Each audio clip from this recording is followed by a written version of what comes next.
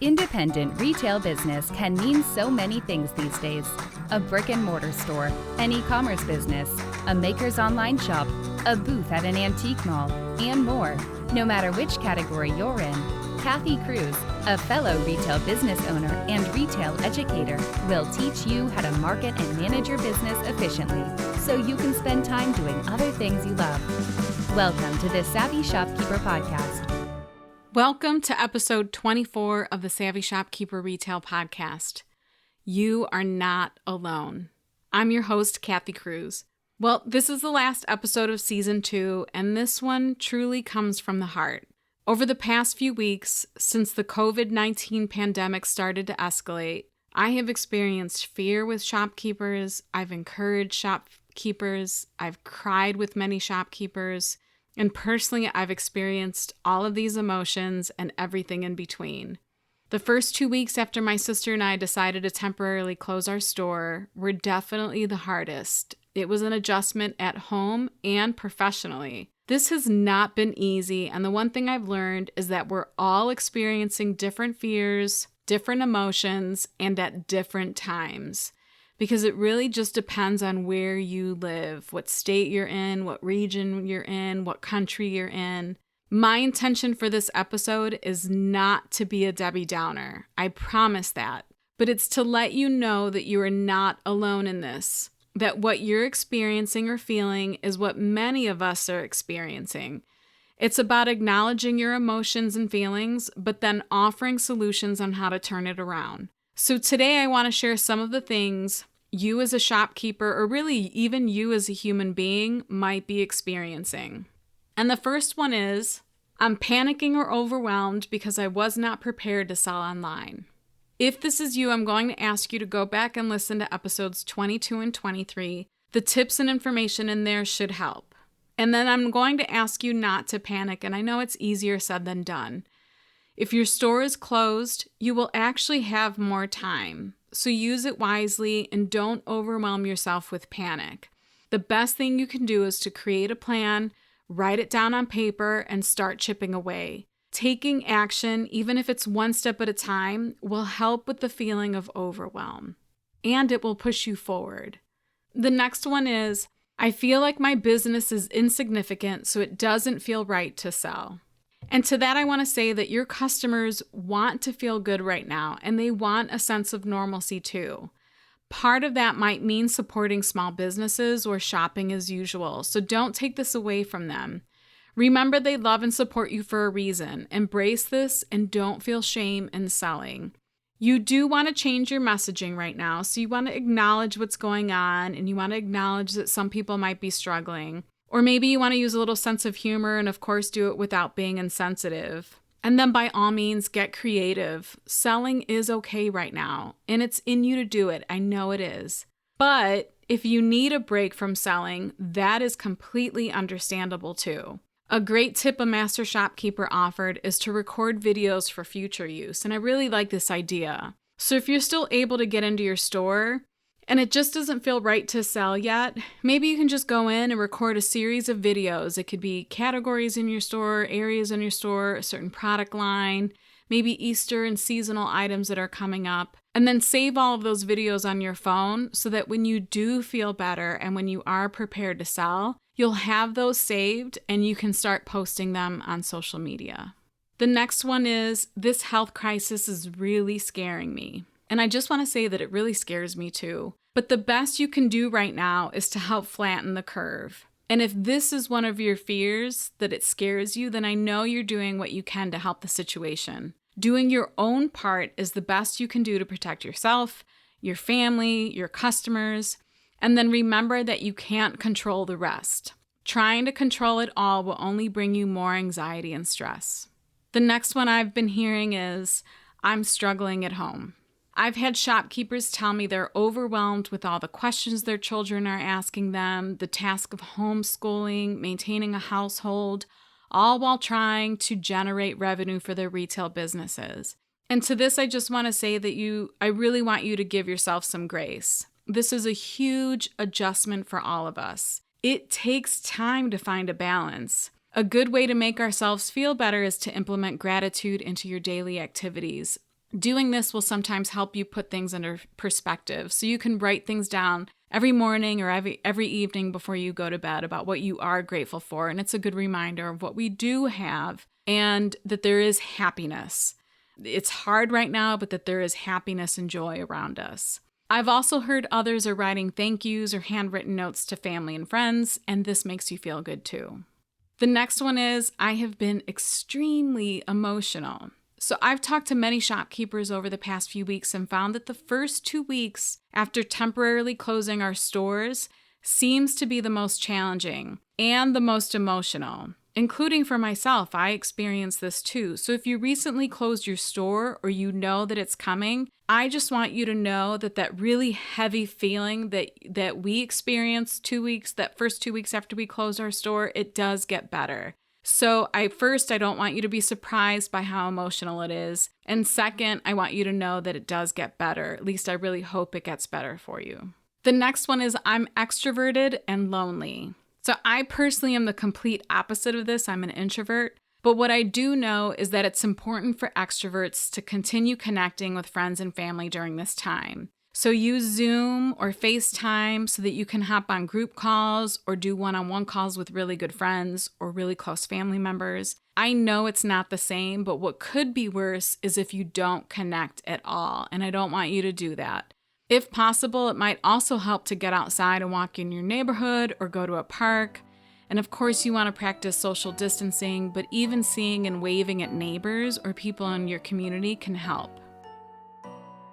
I'm proud to say Doris is the sponsor of this season of the Savvy Shopkeeper Retail Podcast. If you aren't familiar with Doris, they are a premier distributor in the arts and crafts industry. But they are so much more than arts and crafts.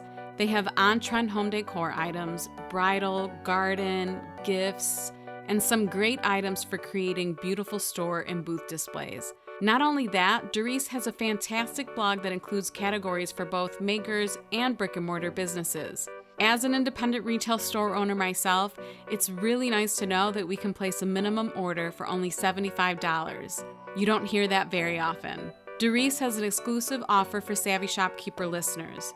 Use promo code SHOP20, that's SHOP20, at checkout for 20% off your order. Offer valid through December 31st, 2020. Visit Doris.com, that's D as in David, ARICE.com, Doris.com to check out everything they have to offer.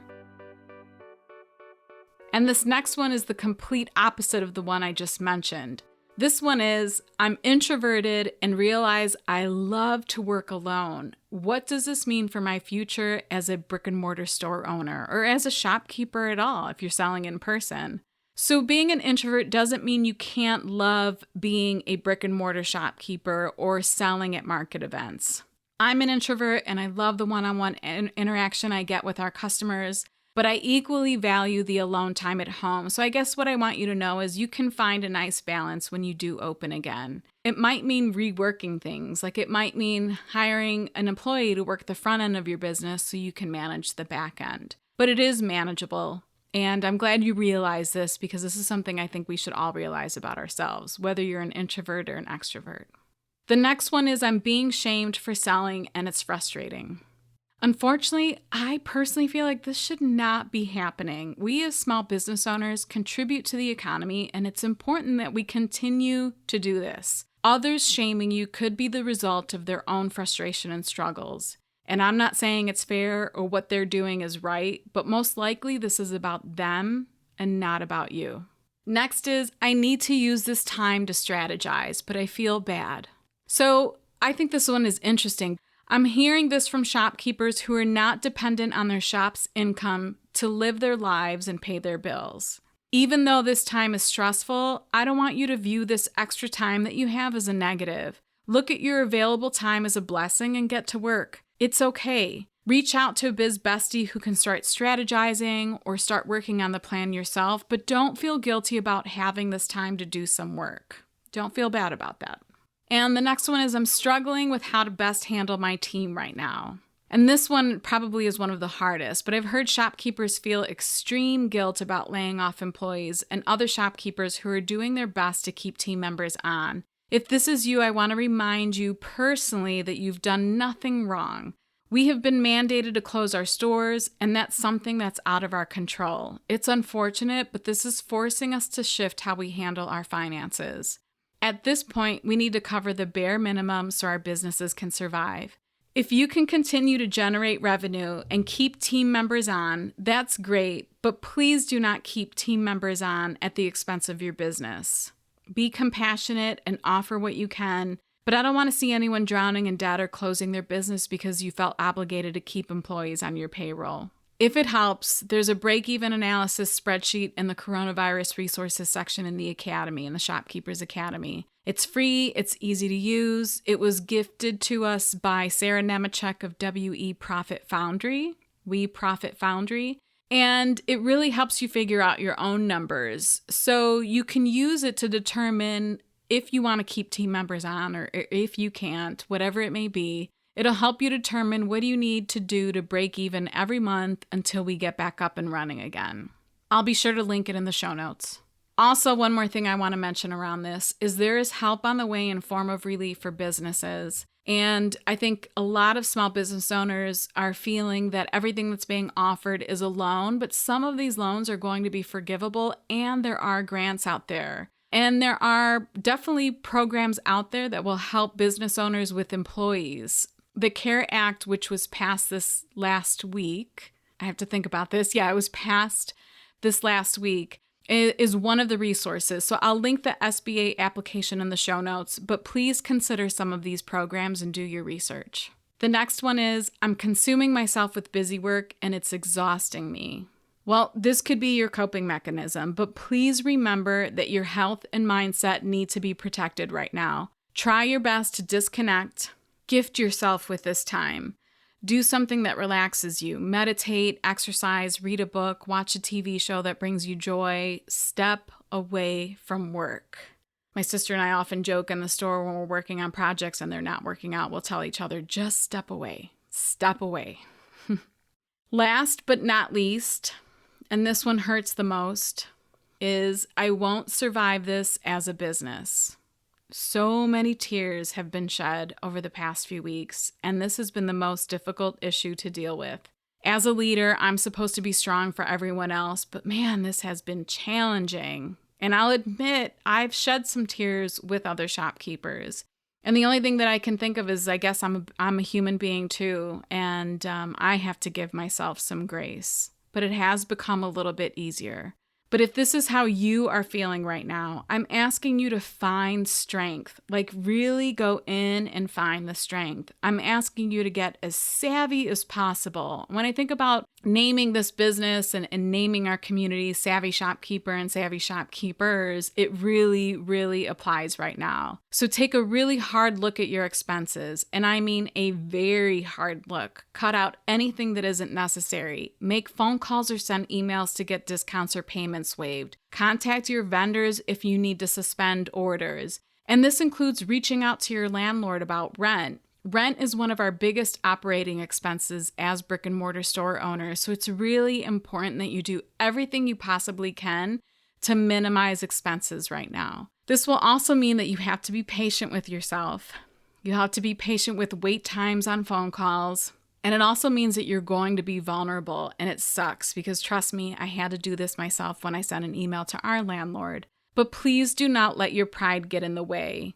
Also, you will want to take some time to research grants or other small business programs, both in your area and nationwide. I know I mentioned this before, but it's really important. I think so many of us are overwhelmed with everything, and the thought of any kind of paperwork or in-depth paperwork might overwhelm us. So this is a point that I'm going to make often. Please, please do the research so that you can get the help that you need.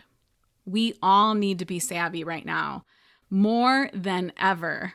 One thing I hear often when shopkeepers reach out to me is that they're grateful for Savvy Shopkeeper and the communities within it because it's nice to know we are not alone in this. So I'll say this one more time. You are not alone. If you want to see the show notes to this episode or find links to anything I mentioned, visit my blog at savvyshopkeeper.com/episode 24. And just one more thing that I want to mention is this is the last episode of season 2.